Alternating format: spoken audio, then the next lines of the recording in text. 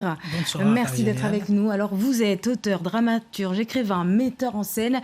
Vous aviez déjà traité dans vos écrits cette période sombre qu'est l'esclavage. Ici à Mayotte, vous avez suivi avec grand intérêt ce reportage et aussi ce que disaient ces jeunes. Qu'est-ce que cela vous inspire pour commencer?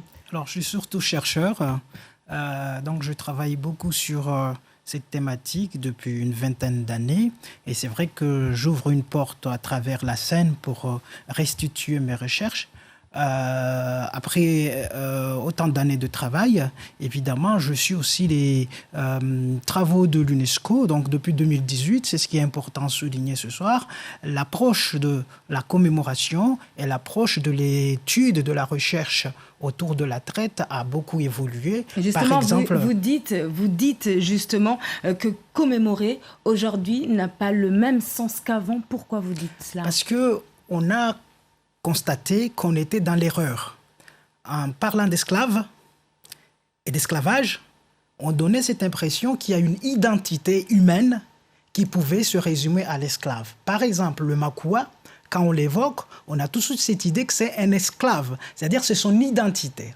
Or, l'esclavage est un phénomène, c'est une imposition, c'est une sorte de, une appropriation de l'identité d'une personne, une privation de sa liberté. Donc, l'UNESCO demande qu'on utilise désormais le terme d'esclavagiser pour remplacer esclave et d'esclavagisation pour remplacer l'esclavage. Donc, on devrait très prochainement, j'espère, parler de la commémoration de l'esclavagisation. Et ce terme apporte aussi une autre approche de la recherche. Regardez, on parle souvent des archives, on parle des données, des chiffres, des documents qui sont des apports des puissances qui réduisaient d'autres populations dans la situation de l'esclavagisation.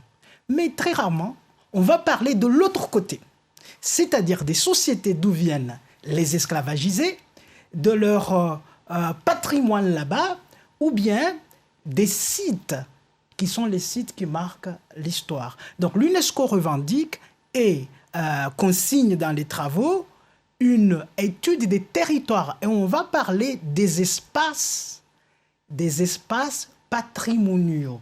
Le travail que nous faisons, par exemple, autour de la population Makua, si vous allez dans notre région, vous avez au Mozambique, en Tanzanie, au Malawi, mais à Madagascar aussi, à Mayotte, dans l'Union des Comores, Kilwa, Zanzibar.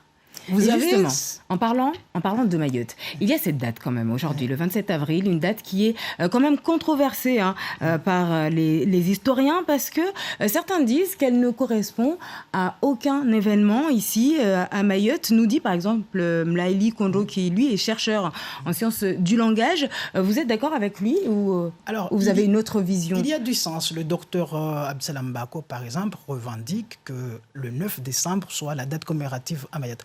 Il a raison. Mlaili a aussi raison. Par contre, qu'est-ce qui se passe avec le 27 ?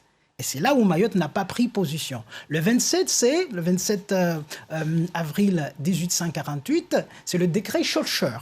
Donc Mayotte s'est positionné dans un sens plutôt global, pas autour de la réalité de la traite à Mayotte. Parce que même si on va vers le 9 décembre, qu'est-ce que le 9 décembre aboli à Mayotte? Voilà, du décret. Quel esclavage le 9 décembre aboli à Mayotte? C'est la question qu'il faut poser. Ce n'est pas l'esclavage commercial, la traite occidentale. Le 9 décembre abolit la traite arabe, swahili. Donc là aussi, voilà, il y a beaucoup à dire. C'est pour ça qu'il y a tout un travail qui doit revoir un peu ce que nous avons proposé jusque-là pour renouveler à la fois l'approche et la pensée sur la traite. On l'a compris, il y a beaucoup à dire, un sujet très passionnant. Merci Alain Kamal Martial d'être venu sur ce plateau nous parler donc de cette période.